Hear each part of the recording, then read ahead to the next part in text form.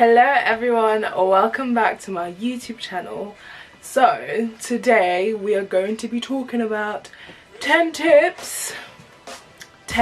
quick tips to help you maintain your goal weight.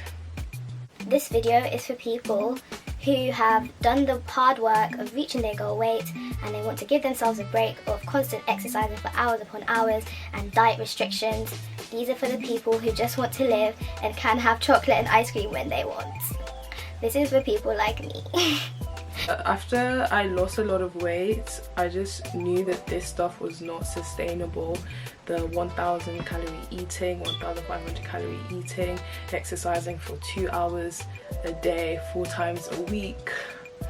It's not sustainable with work, school, lockdowns, anything and everything. So I have accumulated 10 tips on my trusted device that have helped me maintain some physique.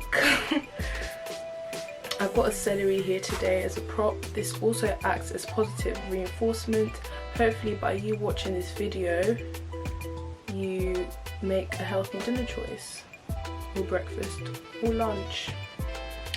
Right, so number 1, my first tip is to pick a low carb staple. This could be anything from your bulgur to your quinoa. Those are what I recommend personally. I love bulgur. 500 grams of bulgur is literally 500 calories, and that gives me about 10 meals. This means that instead of eating rice, pasta, potato, noodles, I would have exactly what I was going to have with those dishes but with bulgur instead. For example, if I wanted to have spag bowl, I would make my bolognese and then eat it with bulgur. If I wanted an egg fried noodle, I would make my stir fry and have it with bulgur. If I wanted egg fried rice, bulgur. If I wanted anything with any other staple, I eat it with bulgur. This limits the options that I have. This ensures that I have a variety of flavors every day when I eat, but I am maintaining a low caloric bound within my main meals. Number 2, drink more tea.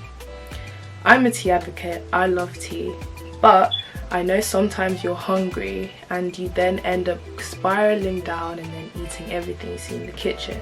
But sometimes what you actually want is that warm feeling of eating and food, that satiation. I feel that too. So once you have tea, it warms your body up and kind of tricks it to think that you're eating. This works well if you've just had dinner and you're still a bit hungry, or you're waiting for dinner to be ready but you don't want to snack. Number 3, have stock breakfast options. So for example, my stock breakfast options are porridge, which are oats. Number 2, a blueberry and banana smoothie. Number 3, avocado on rye with an egg. By having these 3 main options, I know every day what my breakfast option will be, depending on if I want hot or cold, savoury or sweet. This also sets the tone for the day, because when I have a healthy breakfast, I usually then end up having a healthy lunch and then having a healthy dinner. Number 4, fasted cardio. So this just basically means try not to eat before your workout.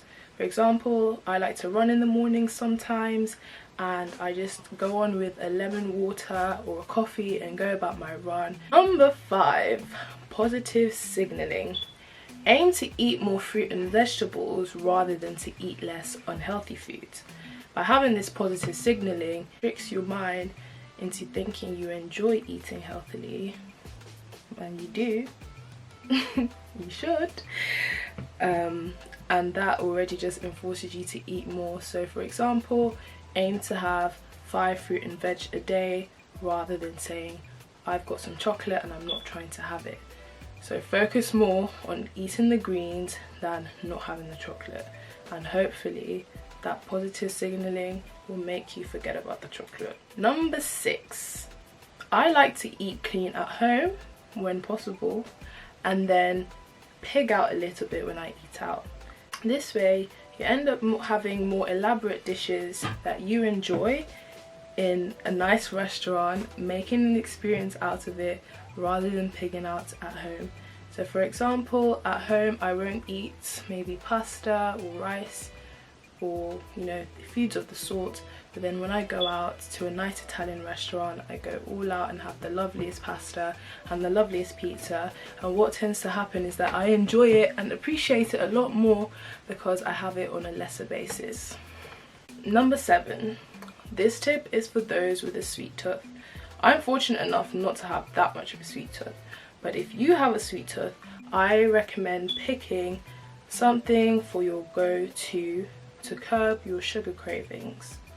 So for example, mine would be a nice Thai tea or a nice smoothie bowl or some dark chocolate. That way, every time you have a sugar craving, you have a go-to, and usually having that one small amount, like when I just have one bite of the chocolate, my sugar cravings are immediately satiated. Or you could actually try some honey, like a teaspoon of honey. That usually does the job too. Number 8. I'm sure you have those nights where you're in bed and you're too lazy to eat, but usually you've had your dinner but you're kind of craving something. Your body won't let you sleep because you're still hungry, and then this is the time you go to the fridge and then you pig out. Don't do that. Instead, have a glass of milk. My preference is soya milk, or have a teaspoon of peanut butter. This actually helps you stay satiated and full for quite a bit.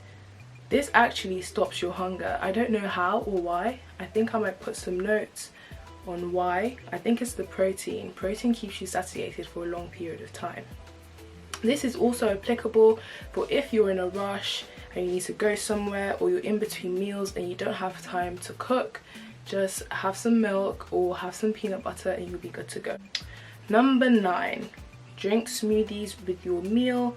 My top 2 are celery and apple with water, or blueberry and banana if I want something a bit heavier and a bit tastier. I find that having a smoothie with my meal keeps me fuller for longer. Number 10, aim to do some kind of physical activity every single day. Yes, every single day. And this is what I do. I have levels. So we have 1, 2, 3, 4 and 5. 5 is your highest energy level, and that is what you think of every time you go to set out to exercise, which is your 2-hour HIIT workout. We don't all have the energy and time for that every single day.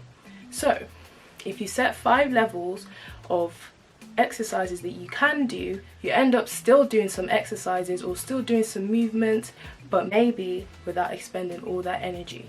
For example, level 5 would be your 2-hour HIIT workout. Level 4 would be maybe a 30-minute workout. Level 3 could be using your resistance bands whilst watching TV. Number 2 could be doing a yoga or a stretch. And number 1 could be literally walking down and up the stairs maybe 5 times that day, or 10, depending. But basically, the key point is to always set out to exercise, but understand that you won't always be at your highest energy levels, but then make some alternatives to accommodate times for your lower energy levels.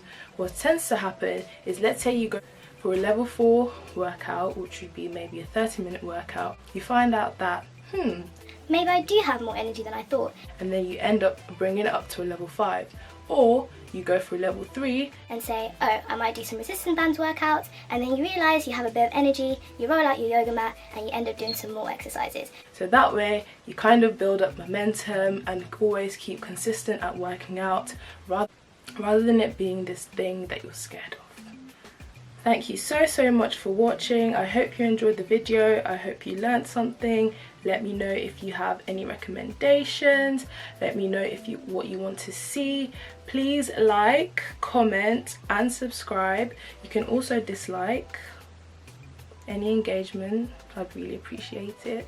Anyway, thank you so much for watching, and I'll see you in the next one. Bye from me and my celery.